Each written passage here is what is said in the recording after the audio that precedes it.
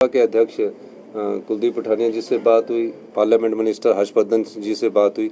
मैंने कहा कि लास्ट का जो दिन होते हैं 20-10 दिन वो टूरिस्ट सीजन के होते हैं, और हम जब हमारा जब 70 होता तो सारी ट्रैफिक जाम हो जाता है, टूरिस्टों को भी परेशानी होती है।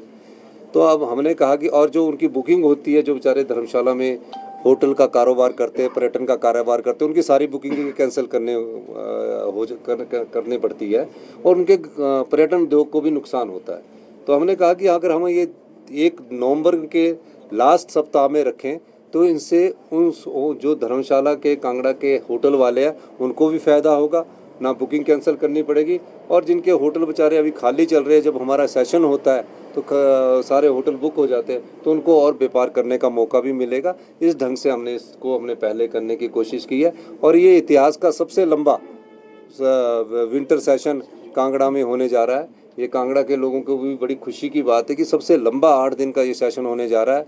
8 दिन के सेशन में मैं भारतीय जनता पार्टी से चाहूँगा कि वहाँ सारे मुद्दे उठाए।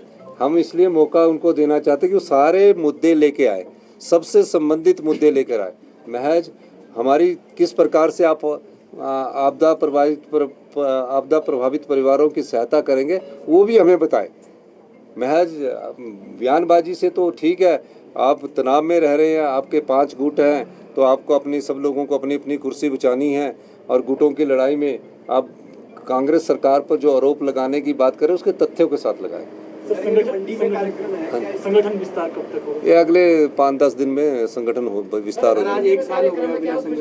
नहीं, तो आप 10 दिन और रुक जाइए, बस हो जाएगा। 10 दिन के भीतर संगठन का नया अध्यक्ष बन जाएगा। जो मंडी में कार्यक्रम है उसमें कोई राष्ट्रीय नहीं, मंडी के सारे कार्यक्रम में राष्ट्रीय नेतृत्व नहीं आएंगे।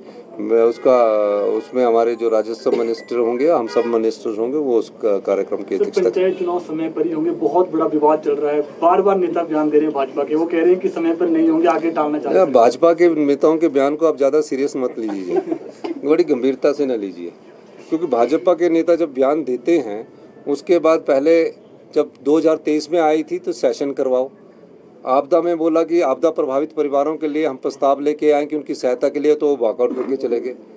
तो ये चुनाव जो है ये समय के अनुसार होते हैं, प्रक्रिया जारी है। डिजास्टर एक्ट लगा है, सबसे पहले चुनावों से पहले हिमाचल प्रदेश की सरकार का ये दायित्व बनता है कि उन आपदा प्रभावित परिवारों को राहत पहुँचाई जाए और पंचायतों की सड़कों को खुले जाए। जैसे ही पंचायतें की सड़कें खुलेगी चुनाव हो जाएंगे। Thank you.